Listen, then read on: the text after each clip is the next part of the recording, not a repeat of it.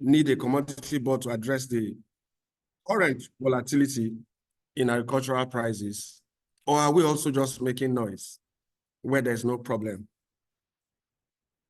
My task is to introduce the food insecurity challenges, whilst African farmer Mogaji and Adetokunbo will do justice to how food insecurity can be tackled and the impact of food insecurity on the international commodity trade. At the end of this session, we'll be better informed on the Niger state government's decision to shut borders. So these are comments that is hammering on the agricultural sector to shut the borders on food leaving Niger State. The issue of setting up an agricultural commodity board, the issue surrounding food imports. Are we justifying why we're importing food? The role of insecurity and what needs to be done to address insecurity. So we'll begin by looking at the sector. Do we currently have food insecurity? Agricultural sector remains the dominant sector in the Nigerian economy. The sector pulls or is currently growing at 29.31%. The importance of the sector is such that it has direct linkage to food, wellness, housing. So when we talk about health, when we talk about medicine, when we talk about shelter, it is the agricultural sector that is the dominant sector, controlling some of the things that are day-to-day livelihood. It is the only sector that has direct linkage to almost 12 of the 17 SDG goals, and also meeting the basic needs of man. However, the sector contribution, if you look at the chart you're seeing, you will see that every Q4, every Q3, it's the spike where we look at contribution in agriculture, and that tells you that that period is the harvest period. So you can see that we're actually coming down in terms of contribution from 30.77% in 2020 to the current 29.31%. When you compare 2022, Q3 2022, and Q3 2023, you'll also see that there was a decline in the sector contribution to GDP. But the sector still remains the dominant sector contributing to GDP. Interestingly, the issue of dealing with food insecurity is a global issue that is fully accommodated in the Sustainable Development Goals. And the goals look at when you look at SDG 1, it talks about zero hunger. SDG 2 talks about decent work and economic growth. SDG 12 talks about climate action. 13 talks about life below water, and 14 talks about life on land. The attainment of each of these goals recognizes the interlinkages amongst supporting sustainable agriculture, empowering smallholder farmers, eliminating rural poverty, ensuring healthy lifestyle, promoting decent work, driving sustainable economic growth, and tackling the issue of climate change.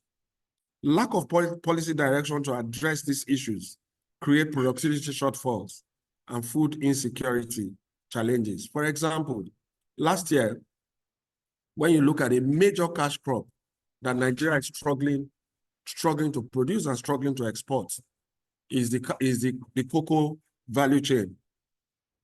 If you look at the spike in prices in cocoa, it has never happened that a ton of cocoa will hit 9 million naira. And I tell you, last week, a ton of cocoa hit 9 million. It has never happened in the history of the world. So the question is, what has happened to that sector? Why are prices? Because cocoa is not a Nigerian thing. Cocoa is an international crop determined in the international market. What exactly is driving the volatility and price in cocoa? Interestingly, we had a study in between October and December last year that took us to the field. One of the things we noticed was that as far back as December, the rains were still falling, creating cocoa pod disease and reducing the shortfall in productivity and the cycle. And that affected the yield and that affected productivity, which also spiked. So it wasn't just a Nigerian thing. It was a West actually suffered as a result of climate change. And if we don't address some of these things, the hunger will persist. So in terms of, do we have a problem? Nigeria's current population growth is projected at 2.41%. Of the top 10 most populous countries in the world, Nigeria has the fastest population growth rate, growing at 2.4. So if you look at the charts there, you will see that China and India have surpassed the 1.4 billion population mark. Nigeria currently is looking at 222.8 million people. However, all of these countries, the 10 fastest growing, the 10 top most populous countries, are not growing as fast as Nigeria is growing. It means that we are actually populating the world. The country also has a very young population with a median age of 17 years. The age grade 0 to 14 years is made up of about 43% of our current population, putting the number to 96.2 million. So we currently have 96.2 million children to feed. And this number you're actually looking at is almost the size of the Ethiopian population, which tells us there's a problem. We must feed these young people that are not capable of working. So whilst population is growing at 2.41%, food inflation has grown from 9.2% in 2015 to 35.41% in January 2024. Food inflation has grown by almost 284.9% between January 2015 and January 2024. Is this a concern for us? Or is it a trend that can be reversed easily? So as we're looking at food inflation and prices, we're also saying that to compound the woes of the country, the agricultural sector is currently one of the least performing sector in terms of the sector growth. So the reasons why people put money in the sector is if the sector happens to be one of the fastest growing sectors. Interestingly, agric is doing 1.3%. An examination of the trend in budgetary allocation to the sector shows a lean share of 1.32% of our annual budget.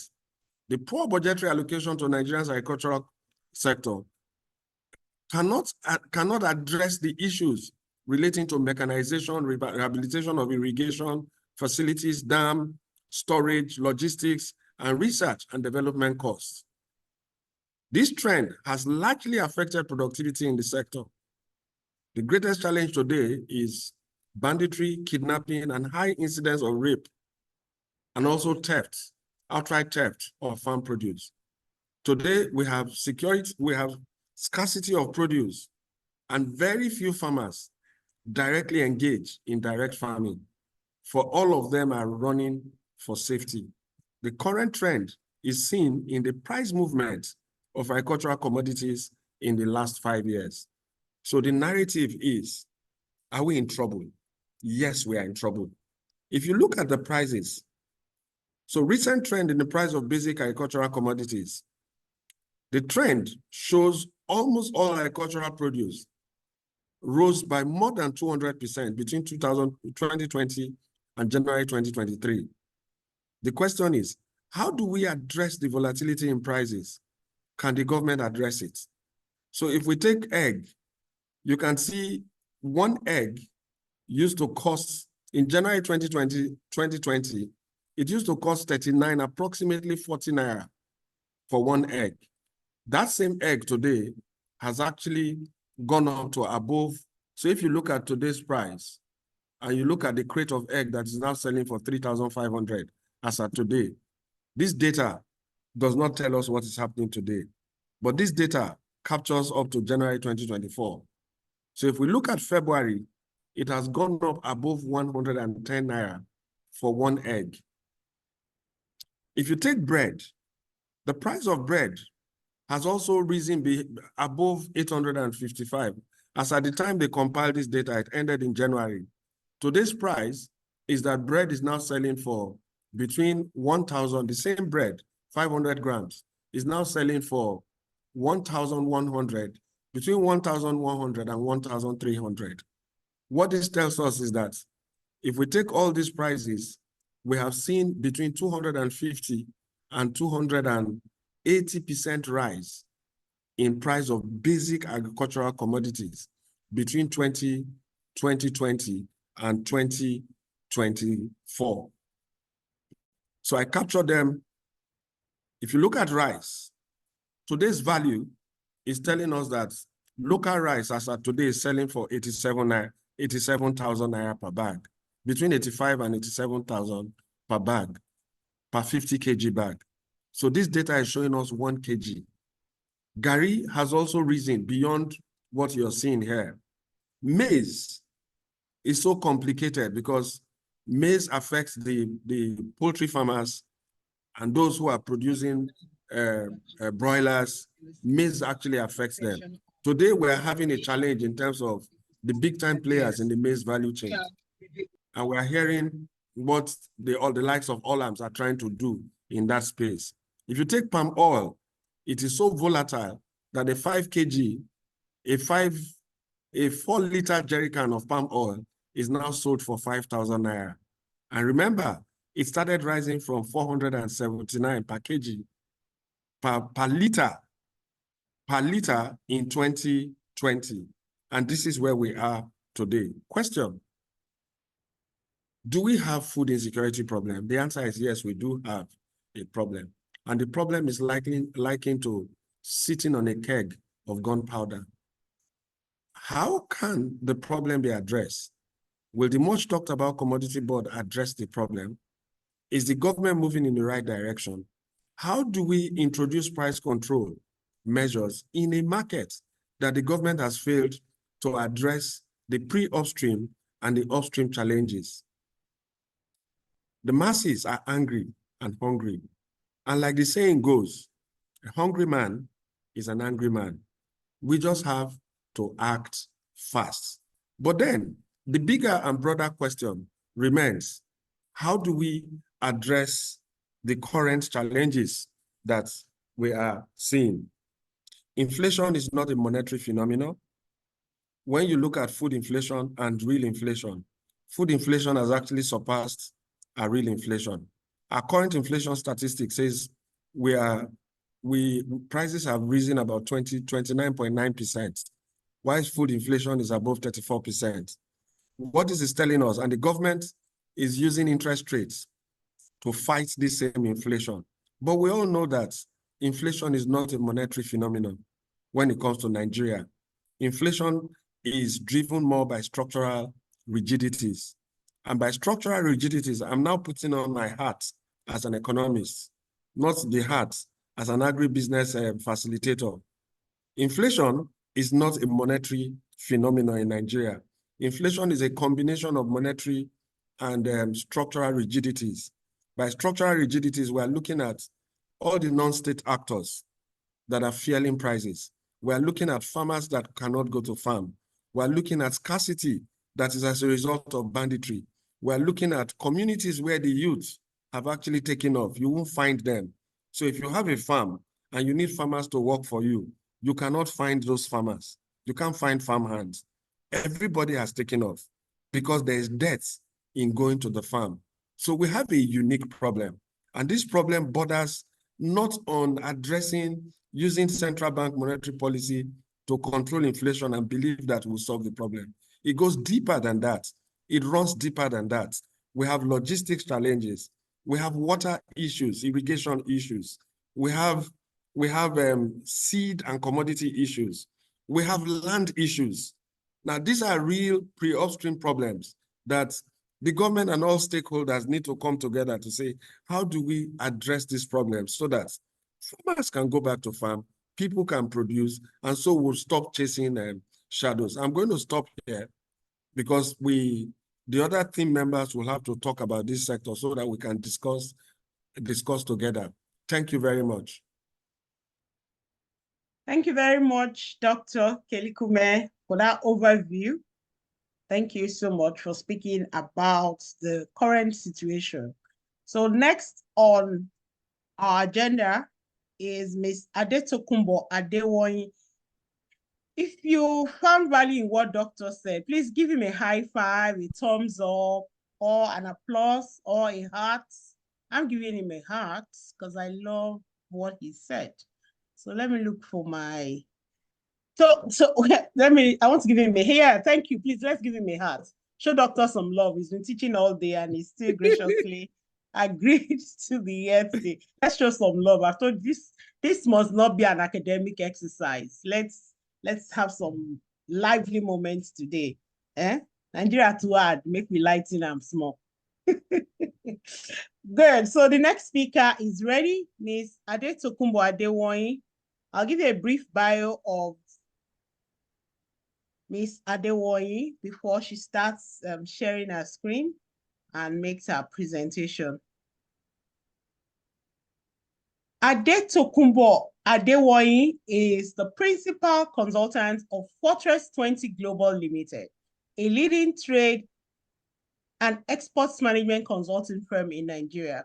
With over 16 years of experience in agricultural commodities and containerized exports, she possesses a wealth of practical knowledge in various aspects of the export industry. Adetokunbo is a certified international trade finance professional from the London Institute of Banking and Finance, UK. She is also an alumna of the Agribusiness Management Program, AGMP 4, at the Lagos Business School to further solidify her expertise in the field. She obtained her first degree, she obtained her first degree in management and accounting from the Obafemi Awolowo University, Ile-Ife, and possesses a master's in business administration from Oxford University, USA. Driven by a passion for trade facilitation and growth of the export industry in Nigeria and Africa, Adetokunbo is dedicated to nurturing a new generation of skilled and knowledgeable exporters. Ladies and gentlemen, please make welcome with a warm applause, Ms. Adetokunbo Adewoyin, the international trade expert. If you want to earn dollars, look for Tokunbo. Folks, you have the floor. I'm going to stop sharing. You can share your screen. Kindly give Tokunbo a round of applause. Make her welcome, please. Good evening, everyone. Thank you so much, Dr. Helen. Good evening, everyone. It's a pleasure to be here this evening. And we're talking about fighting food inflation. And we're going to be looking at it from